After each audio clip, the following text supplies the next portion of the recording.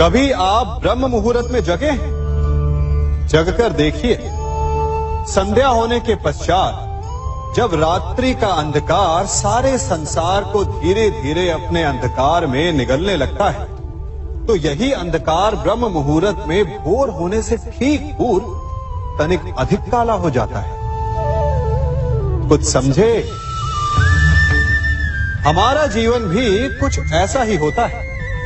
जब हमारे जीवन की समस्याएं अपने अंत पर होती है, तो यही समस्याएं एक भीषण रूप लेकर हमारे समक्ष प्रस्तुत हो जाती है और ऐसे परिस्थिति में अधिकतर लोग हार मान जाते हैं, भय खा जाते हैं। परंतु यदि आप हार न माने, भय न खाएं, दृढ़ रहें, निरंतर आगे बढ़ते रहें, तो प्रकाश के रूप में हमारा स्वागत करने के लिए सूर्य उदय सदा हमारे समक्ष प्रस्तुत रहेगा। आपने बरगद के वृक्ष को देखा है? जितना विशाल उतना दृढ़। पतझड़ में वो सूख जाते हैं, परंतु दुर्बल नहीं होते, टूटकर गिरते नहीं। और उसके विपरीत दलदल में उपजे वृक्षों को देखिए, वो दिखने में तो बड़े होते हैं, पतझड़ आए या शीत सदा हरे भरे होते हैं, परंतु इतने दुर्बल होते हैं कि जल धारा के हल्के से वेग से वो गिर जाते हैं। परंतु ऐसा क्यों होता है? कारण है जड़ें। जिसकी जड़ें दृढ़ भूमि में है, वो हर चक्रवात, हर ऋतुओं को सह लेता है, और जिसकी जड़ें दलदल में है, वो स्वयं की जड़ों को दुर्बल बना लेता है। कुछ ऐसा ही मनुष्य भी होता है, जो अधर्म, कुकर्म और असत्य की धरा पर उपजा है। वो समय की एक मार भी नहीं सह पाता, और जो मनुष्य सत्य, धर्म की धरा पर उपजा है, वो हर समस्या से अविचलित हो जाता है। अब आप पर निर्भर करता है कि आप क्या बनना चाहते हैं। हमारे जीवन में मित्र और शत्रु बड़ा महत्व रखते हैं। यदि गंभीरता से सोचा जाए तो ऐसा कोई क्षण नहीं जब हम अपने मित्रों के बारे में ना सोचते हो या फिर अपने शत्रुओं के बारे में। हमारा हर कार्य या तो हमारे मित्रों के हित के लिए होता है या फिर हमारे शत्रुओं के अहित के लिए। हम हर स्थान या तो अपने मित्रों के साथ होते हैं या फिर अपने शत्रुओं के साथ।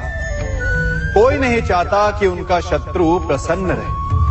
हर कोई अपने शत्रु को नष्ट कर देना चाहता है, और ऐसा करने के लिए वो हर संभव प्रयास करता है। उसे आर्थिक, मानसिक और शारीरिक हानि पहुंचाने का प्रयास करता है। परंतु यदि मैं आज आपको ऐसा मंत्र सिखाऊं जिससे आप अपने शत्रु को सदा के लिए नष्ट कर दे तो, और वो मंत्र है मित्र बनाना। अपने सभी शत्रुओं को अपना मित्र बना लीजिए और आपके सारे शत्रु स्वतः ही समाप्त हो जाएंगे। मैं क्या कर रहा हूं? मैं दिए प्रज्वलित कर रहा हूं ताकि अंधकार को मिटा सकूं। अब आप कहेंगे कि इसमें कौन सी बड़ी बात है ना? परंतु इसमें महत्वपूर्ण बात समझने के लिए यह है कि मैं क्या नहीं कर रहा हूं, और मैं अंधकार नहीं कर रहा हूं। क्योंकि अंधकार को मिटाने के लिए प्रकाश का अस्त्र तो उठाना ही पड़ता है। बुराई को बुराई से नहीं, अच्छाई से जीता जाता है। अन्याय को अन्याय से नहीं, न्याय से लड़ा जाता है। क्रोध को क्रोध से नहीं, क्षमा का साथ लेना होता है। ठीक उसी प्रकार एक लोहा लोहे को काटता है, परंतु एक ठंडा लोहा ही गर्म लोहे को काट सकता है। इसलिए यदि आपको अपने जीवन में विजयी होना है तो अपने शस्त्रों को, अपने अस्त्रों को सोच समझ कर उठाइए, क्योंकि एक अनुचित सोच परिणाम पर भारी प्रभाव डाल सकती है। आप सब सोच रहे होंगे कि ये क्या मैं करने लगा।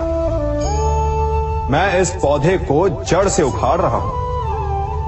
आश्चर्य हो रहा है ना कि एक पौधे को उखाड़ना या काटना ना केवल एक अपराध है अपितु पाप भी है।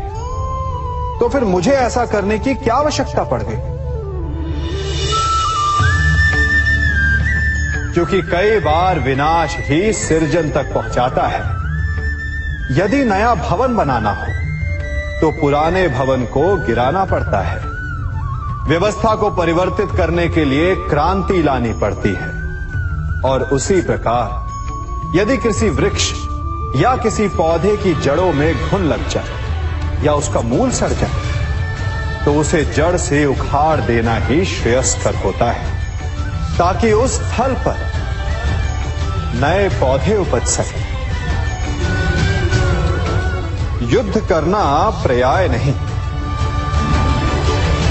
परंतु कभी कभी शांति के लिए युद्ध करना आवश्यक हो जाता है।